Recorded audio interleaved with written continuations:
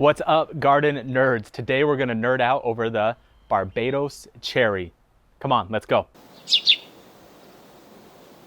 All right, guys, today we are here with the Barbados cherry, also known as the Acerola. I don't like calling it our Barbados cherry because then when people eat it, they expect it to taste like an actual cherry, and it's not an actual cherry. It's a tropical cherry, so it tastes much different. And a lot of times people are disappointed when they bite into it, thinking it tastes like a cherry, and it doesn't. So think of it as a Acerola. But this is mine right here. This one is about 4 years old. You can tell this year it's grown pretty tall, and right now it has lots of Acerolas on it, as you can see.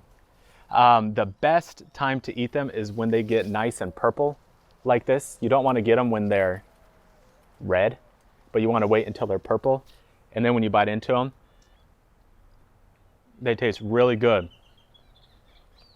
The only annoying thing, they have 3 little seeds in every single one. So they're a little annoying to eat. Okay, let's talk about how to grow these, what they like, what they don't like. These can take full sun. You can blast them with the sun all day long, even in the middle of the summer, and they thrive. What they don't like is the cold. So what I've done with this one is south facing. So right now I'm standing right by it. I'm facing this way and I'm facing south, which means in the winter, when the sun shifts towards the south, it shines all day long on this. It keeps it warm. It also shines on the brick wall behind it and it heats up the wall. So in the winter, in the night when it gets cold, it can thrive off of that heat and keep it a little bit warm. For the first few winters, I covered it. When it was gonna be freezing, I put a frost cloth over it and covered it to keep it safe.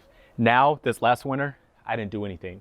And the tips suffered a little bit from the cold, but as soon as it warmed up, they pushed right back. In terms of watering, in almost all my trees, all my plants, I deep water once a week. Why do I deep water? You want to deep water all your plants because then that forces the roots to grow down.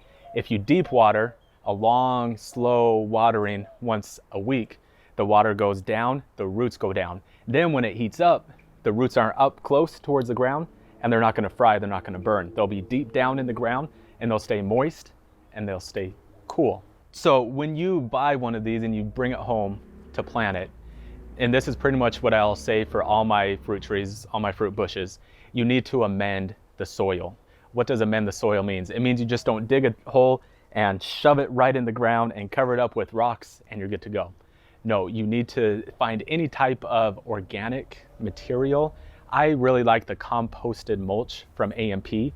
I mix that in with the native soil. And I dig a hole bigger than the pot.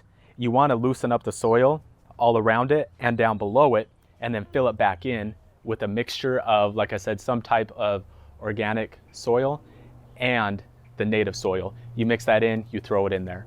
Obviously, when you first plant it, you don't want to water it only once a week. When it's brand new, you need to keep it moist every day for the first few weeks for it to get acclimated and for the roots to start to grow and spread out.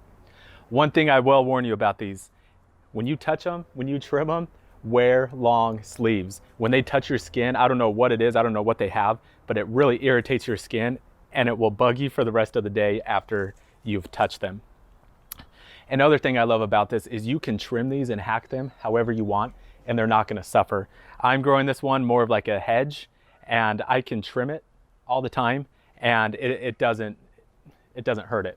When do these fruit? So these will fruit all throughout the warm months, basically from April all the way up until September or October. And the cool thing about these is it produces tons of fruit. So if you see here, look, there's a flower right there. From the time you see the flower, it only takes 30 days to actually turn into fruit. So all throughout the warm months, you're gonna see flowers and then you're gonna see fruit. One thing that people who buy these, they get very frustrated with, they don't produce cherries the first year, the second year, sometimes not even the third year. It takes time. People say, what can I do? What can I fertilize with? Well, nothing. You be patient, wait. Now you can see this is the 4th year and honestly, I come out here and I get handfuls of cherries every single day. So be patient, water your tree correctly, feed your tree correctly, and you'll be good. What do I fertilize with? At this point, I fertilize with mulch. Anytime I mow my yard, I throw down grass clippings. Anytime I trim any type of bush or shrub in my yard, I throw down grass clippings. You can see right now I have tons of bamboo. That's what I mulch with. That's what I feed with.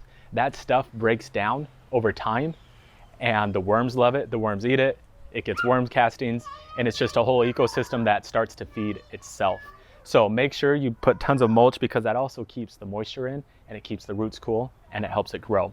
So I definitely recommend the Barbados cherry, especially for a hot place like Arizona, because not very many trees can take full Arizona sun and the heat and be fine. This thing actually thrives off of it. So get yourself a Barbados cherry, or better known as Acerola, and you can be eating awesome cherries all summer long.